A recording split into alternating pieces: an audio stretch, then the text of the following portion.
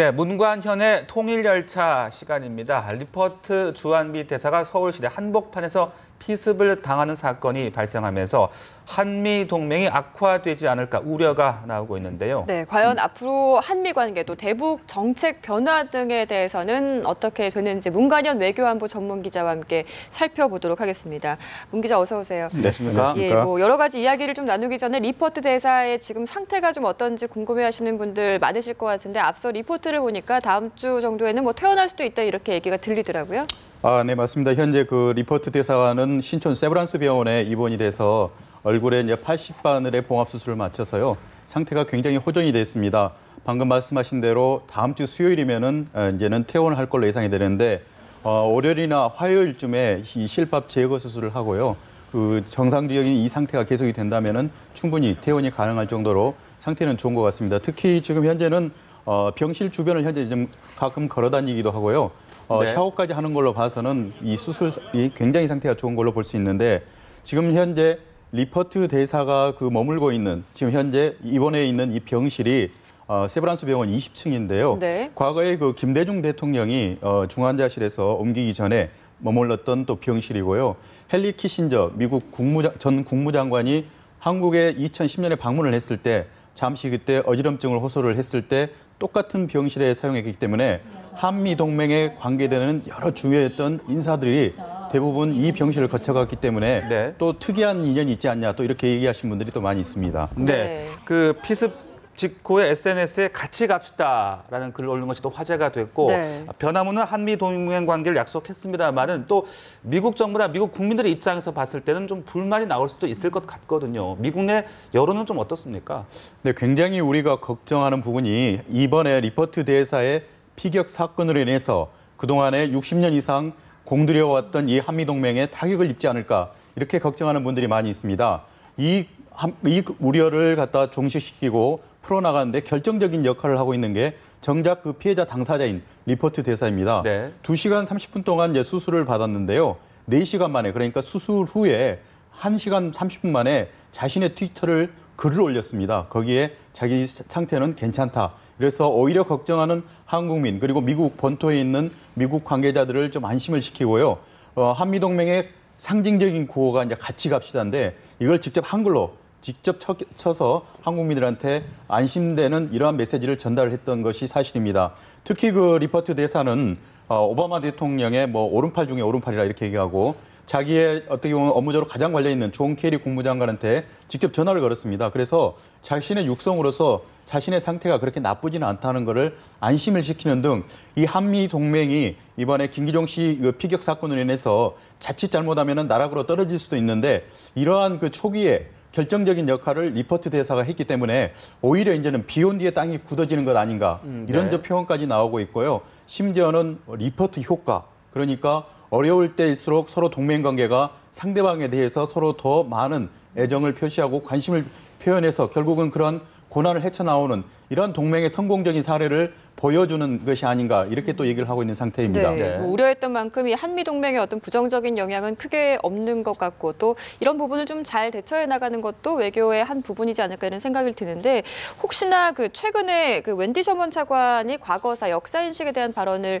좀 하면서 분위기가 사실 좋지는 않았는데 이번 사건과 그러니까 피습과 조금 연관지어서 보는 시각도 있습니다. 혹시 좀 연관성을 생각해 볼 수 있을까요? 네, 당연히 있습니다. 왜냐하면은 그 웬디 셔먼 국무차관 같으면은 지난 1월 달에 한국과 중국, 일본을 순방을 했었습니다. 네. 그래서 현재 아시아에서 어떻게 지금 분단 70년 그리고 한일협정 50주년 이 기념 행사 이런 부분들이 정부 차원에서 준비가 돼가고 있는 것을 현장에서 이 체험을 했던 당사자입니다.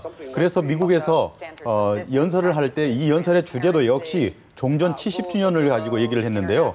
이 자리에서 본인이 보기에는 현재 미국 정부는 아시아 회귀 정책, 아시아 재균형 정책, 그러니까 미국의 대외 정책의 중심을 그동안에는 중동 또는 이제 아프가니스탄 이러한 부분에 두었다면은 오바마 2기 행정부가 추구하는 것은 아시아로 이제 무게 중심을 옮기려고 하는데 정작 한중일 3국 간에 종전 70주년을 앞두고는 아직도 그 과거사 문제가 너무 깊이 있는 서로에 대해서 앙금이 남아있기 때문에 본인 스스로는 충고 아닌 어드바이스를 한다고 던졌던 것이 과거사는 덮고 가는 게 낫겠다. 이렇게 얘기를 해서 정작 가해자하고 피해자가 분명한 상태에서 한국과 중국도 역시 이 부분을 갖다 하나의 통속으로 몰았기 때문에 네. 우리 한국 정부뿐만이 아니라 네. 역사에 관심 있는 우리 국민들한테는 상당히 많은 실망감을 던져준 건 사실입니다. 네. 그렇기 때문에 이 김기종 씨 같은 경우에는 자신이 그동안에는 특히 일본과 관계됐던 반일 문제 이런 부분에 대해서 굉장히 많은 시민운동을 했었기 때문에요. 네. 그 대표적인 게 이제 독도 지킴이 운동이거든요. 예. 이러한 그 웬디 셔먼의 발언이 어느 정도는 자극을 주지 않았나 이렇게 예측은 할 수 있지만 네. 정작 제가 당시에 리퍼트 대사 피격 현장에서 직접 참여를 해서 현장에 있던 분들에게 모두 물어봤습니다. 김기종 씨가 리퍼트 대사를 피격하기 직전에 또는 전후로 해서 셔먼 차관의 발언에 대해서 문제 삼아서 언급한 적이 있습니까? 했지만 김기종 씨는 그 부분에 대해서 직접적인 언급은 하지는 않았습니다. 하지만 우리는 어느 정도 관련성은 있을 거다 이렇게 볼 수가 있습니다. 네, 그 김기종 씨는 단독 범행을 주장을 하고 있는데 하지만 그 배후 세력 특히 북한과 연계가 되지 않았을까 이런 이야기도 나오고 있고 반면 또 지나친 종북몰이는 안 된다 이런 이야기들도 나오고 있습니다. 어떻게 지금 보고 계십니까? 네, 현재 그 검찰에서 이례적이라면 이례적인데요. 이번에 그 김기종 씨 피습 사건에 대해서 수사팀을 꾸렸는데 네. 100명이 넘습니다. 그러니까요. 예. 경찰 인력만 해도 이제 75명이고요. 검찰도 그동안에는 이런 사건 같은 경우는 대부분 공안부 위주로 이제 수사가 이루어지는데 수사부뿐만이 아니라 강력부, 이 검찰이 동원할 수 있는 모든 그 엘리트 검찰 요원들을 동원해서 이 김기종 씨 사건을 수사를 하고 있는데 그 수사의 초점은 어디 있냐면은 과연 이 김기종 씨의 이번에 피습 사건이 단독 범행이냐 아니면은 배후 세력이 있냐 이에 대해서 지금 검찰 수사의 초점은 이 부분에 모든 역량이 지금 집중이 되고 있다 이렇게 볼 수가 있겠습니다. 네. 그렇기 때문에 검찰에서는 현재까지 김기종 씨의 사무실과 주거지에서 압수수색을 했고요. 그 관련된 서적이나 여러 문건들을 지금 많이 확보를 했다 이렇게 얘기를 하고 있는데 아마 이제 검찰 수사 결과는 추후에 이제 엄정한 수사 과정을 거치고 또 검증 과정까지 모두 통과를 한 이후에 이제 발표가 될 걸로 보이는데요. 김기종 씨 단독 범행이냐 아니면 배후 세력이냐 이런 부분에 대해서는 우리 국민들이 어떤 결과가 나올지는 아직 예단할 수는 없지만 검찰이 이 부분에 대해서는 역점을 두고 수사를 하고 있는 것은 분명합니다. 네. 네. 중요한 것은 현재 북한의 입장인데요. 그동안에 북한 같은 경우에는 우리 국내뿐만이 아니라 해외에서 북한 관련돼서 테러 관련이 일어났을 때도 단 한 번도 이에 대해서 공식적인 언급을 하지 않았거든요. 근데 이번만큼은 리퍼트 대사 피습 사건이 발생한 때는요.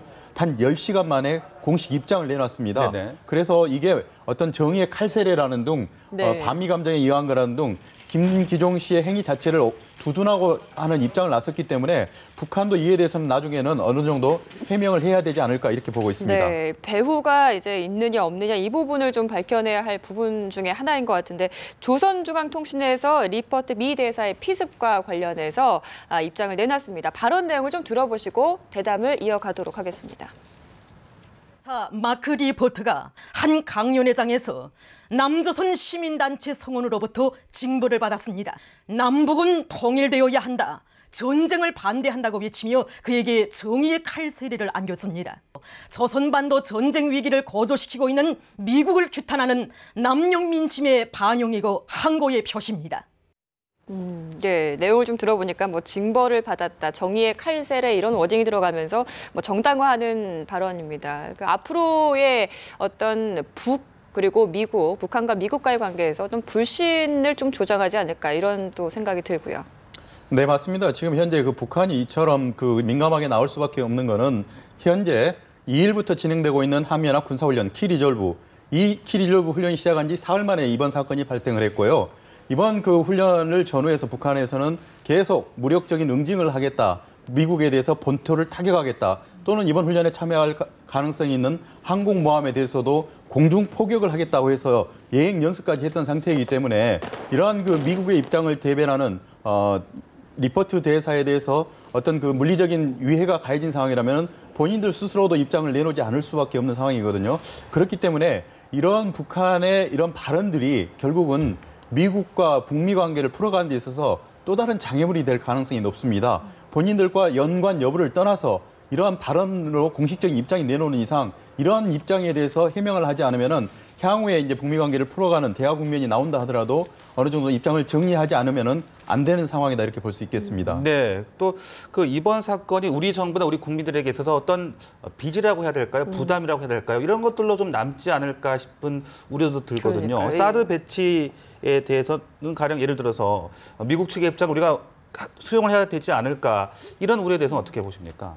네, 그 리포트 대사가 부임하고 첫 번째 언급했던 것은 사드 배치 관련된 언급인데요. 네. 오바마 2기 행정부의 아시아 재균형 전략에 있어서 어쩌면 가장 큰 숙제라면은 사드 배치가 되고 이 숙제를 풀어야 될 것은 바로 주한미 대사, 리포트 대사 본인이었습니다. 하지만 지금까지는 공식적으로는 한미 간에 논의가 되지 않았다. 그리고 어느 정도 그 공식적인 입장은 정리가 되지 않았다는 것이 주한미 대사관의 입장이었는데요.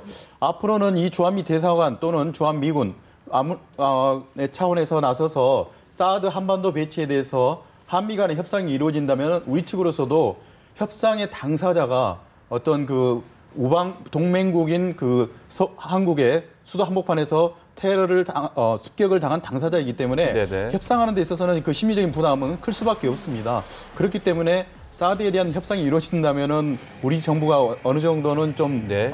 정서적으로는 부채감을 안고 들어갈 수밖에 없지만 사드 배치는 지금 우리 한국으로서는 미국과 중국 사이에서 굉장히 어쩌면은 오도 가도 못하는 상황에 이제 처할 수밖에 없는 외교적인 상황이 될 수도 있기 때문에 그러한 부분하고는 좀 무관하게 우리 정부가 좀 슬기롭고 공개적이고 투명하게 이제는 풀어나가야 될 상황입니다.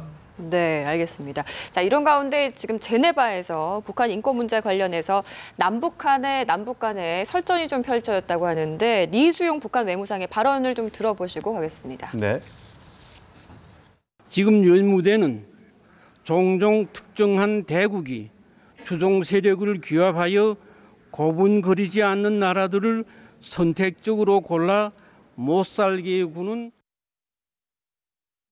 네, 이 얘기가 그러니까 북한 인권 실상에 대해서 뭐 사실이 아니다, 허위다 이런 주장인 것 같습니다. 이게 국제적으로 설득력이 좀 있는 얘기일까요? 네, 지금 리수용 외무상이 어떤 북한의 외무상으로 처음으로 스위스 제네바에서 열리는 유엔 인권위원회에 참석을 해서 북한 인권에 대해서 적극적인 옹호하는 자세에 나섰는데요. 일단 작년과 똑같은 상황이 지금 반복될 가능성이 높습니다. 그러니까 유엔에서 이루어지고 있는 프로세스는 3월을 즈음해서 유엔 인권이사회가 제네바에서 열리고 나면 인권 결의안을 채택을 합니다. 이 인권 결의안의 채택이 이루어지면은 국제사회의 지지가 계속 잇따르고요. 가을이 되면 이제 뉴욕에서 유엔 총회가 열리는데 이 유엔 인권위원회가 채택한 이런 인권 결의안에 대해서 총회 차원에서 다시 통과를 시키거든요. 또 그 여부에 따라서 지난해 같은 경우에는 안전보장 이사회까지 이 안이 넘어갔는데 결론적으로 보자면은 이러한 일련의 과정들이 결국은 북한의 인권을 책임져야 될 김정은 국방위원회 제1위원장을 북한 인권 탄압에 대한 책임자로서 국제형사재판소에 세울 수 있다는 이러한 결론이 나왔던 상황이 작년 상황인데 네. 올해 똑같은 상황이 이제 처음 시작되는 게 스타트가 제네바에서 또 유엔 인권위원회가 열리는데 예. 북한 측으로서는 총력을 기울여서 이러한 과정을 제동을 걸어야 될 입장입니다. 그렇기 때문에 리수용 외무상은 지난해 이루어졌던 인권 결의안에 채택을 한 데 있어서 결국은 탈북자들의 증언이 결정적인 역할을 했다. 하지만 그 증언 자체가 거짓으로 판명났고 본인들 스스로도 잘못됐다는 부분을 인정했기 때문에 이 결과는 다시 이제는 무효가 돼야 되지 않겠냐. 그러니까 지난해 결의가 통과가 된 북한 인권 결의안에 대해서도 무효화를 선언하고 또 올해 또다시 이제 새롭게 전개될 북한 인권 결의안에 대해서 제동을 걸기 위한 차원으로 이렇게 볼 수가 있겠습니다. 네, 북한이 이처럼 네. 상당히 적극적인 행보를 펼치고 있는 것 같아요. 그러니까. 네네.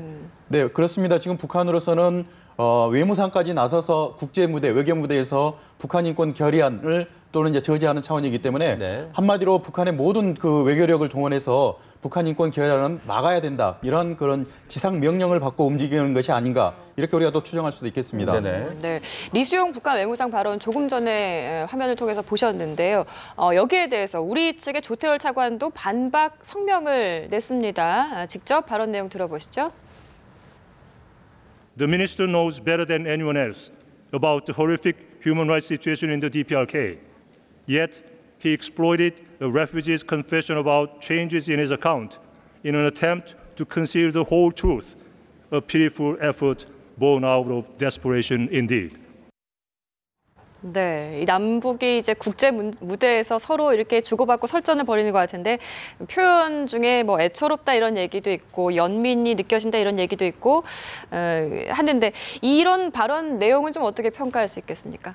네, 저 개인적으로는 그 조태열 2차관 같은 경우는 조지훈 시인의 아들인데요. 표현들이 굉장히 문학적이고 정서적인 표현들이 많이 그러니까요. 있습니다. 예. 그렇기 때문에 리수영 외무상 같은 경우에는 원론적인 부분에 대해서 북한 인권을 이제 옹호를 했다면은 조태열 차관 같으면은 그 듣는 이들의 감성을 파고드는 이러한 걸로 또 이제 창과 방패 역할을 했습니다. 네.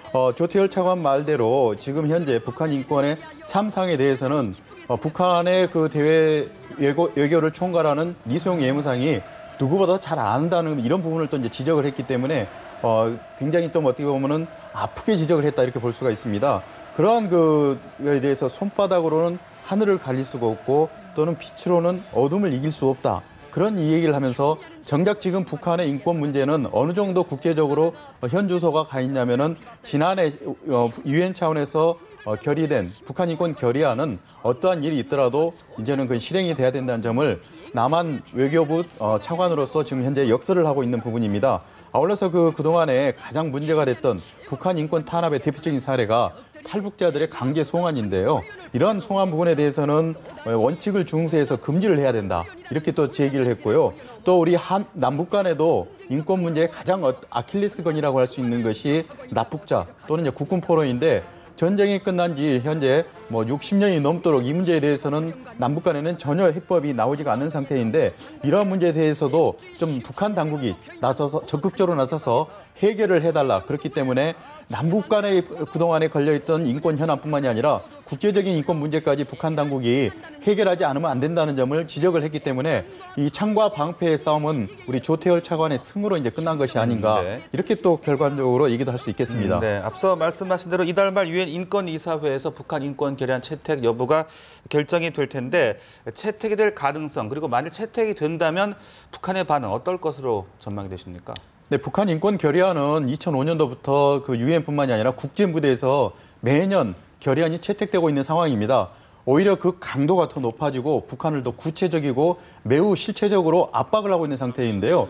작년에 이미 김정은 제1위원장이라고 지칭을 하지는 않았지만 김정은 제1위원장이 국제형사재판소에 법정에 설 수 있는 그러한 결의안까지 이미 나온 상태인데 올해 만약에 이제 3월 달부터 인권 결의안이 나오기 시작을 한다면은 네. 북한으로서는 이제 더 이상 피해가지 못할 매우 어려운 강도 높은 그러한 결의안이 나올 가능성이 높거든요. 그렇기 때문에 북한으로서는 외무상까지 나서서 지금 현재 저지 활동을 벌이고 있지만 이러한 결의안이 만약에 유엔 인권위원회에서 통과가 된다면은 강하게 반발할 가능성이 높습니다. 현재까지는 무기 말고는 북한에서 그동안에 추구해왔던 여러 가지 대량 살상 무기 확산 문제 때문에 국제사회가 각을 세웠다면은 앞으로는 핵과 미사일보다 더 무서운 인권이라는 이런 변수를 가지고 국제사회에 어느 정도 그 예봉을 피해가지 않으면 안 될 상황이 오기 때문에 이제 그 북한과 미국 또는 이제 국제사회와 북한 간에는 대립의 각은 갈수록 커질 수밖에 없다. 이렇게 또 예측할 수가 있겠습니다. 네. 네, 그 한미 군사훈련 있지 않습니까? 그게 이제 얼마 전에 시작이 됐는데 이상하게 북한에서는 이 훈련에 대해서 어떻게 보면 연례 훈련이라고 생각할 수도 있을 텐데 굉장히 좀 민감하게 반응을 하고 있지 않습니까? 그때마다 계속 위협을 가해오고 있는데 이번에도 뭐 선제 타격할 수 있다 이런 얘기를 해오고 있는데 과거의 전력들을 봤을 때 이런 시점에서 이런 경우에 실제로 도발이 있었는지 도발이 있을 것으로 또 예상을 하시는지 궁금합니다. 네, 지금 현재 그 북한이 가지고 있는 전력으로는 미국을 선제 타격할 능력은 없다 이렇게 볼 수가 있는데요. 네. 하지만 올해 이제 북한 노동당 중앙위원회가 열렸고 최첨단 무장 장비를 개발을 서둘러라 이렇게 했기 때문에 북한이 현재 추진할 수 있는 개발할 수 있는 최첨단 무장 장비는 핵과 미사일 그리고 무인 항공기 이 세 가지로 우리가 압축을 할 수 있는데요. 핵은 이미 소형화에 성공했다 이런 그 논란이 있는데 아마 남은 기간 동안 북한에서 추구를 한다면은 어느 정도는 그 가능성은 남아 있습니다. 그리고 미사일 같은 경우에는 대륙간 탄도미사일 그러니까 ICBM의 능력을 이미 소유하고 있는 걸 볼 수가 있거든요. 이미 2012년도에 은하 3호를 발사를 성공을 했고요. 그 이후에 지금 공개만 했지 아직까지 발사를 하지 않은 KN-5A 같으면 사거리가 이미 8,000km에 달하기 때문에 북한이 만약에 맘만 먹고 쏜다면은 미 대륙의 서부 또는 알래스카 이런 부분까지는 충분히 도달할 수 있는 능력이 있기 때문에 이러한 그 북한의 최첨단 무장 장비가 북한이 의도한 대로 만약에 빠른 시일 내에 성공을 한다면은 어느 정도는 선제 타격할 수 있는 무력은 갖춘 걸로 우리가 볼 수가 있는데요. 다만 중요한 것은 이게 과연 무기 개발에 성공한다 해서 바로 실전에 투입하거나 또는 사용할 수 있다 이렇게 볼 수는 없고, 다만 정치적인 그런 여러 가지 변수에 따라서 사용 여부가 결정이 되지만 쉽지 않은 선택이 될 수밖에 없습니다. 네, 이처럼 북한이 계속해서 남탓 전략을 구사한다면 국제사회의 반응은 더 냉담해질 수밖에 없을 텐데요. 이런 분위기 속에서 우리 정부의 대북 기조 방향 어떻게 좀 나아가야 되겠습니까? 네, 지금 북한의 기본 전략은 핵과 경제 건설, 이 병진 노선인데요. 북한은 밖으로부터 오는 위협을 막기 위해서, 그러니까 미국이 북한을 핵 공격할 가능성이 있다, 이러한 것에 보호 차원에서 핵무기를 개발했다 이렇게 자꾸 얘기를 하고 있는데요.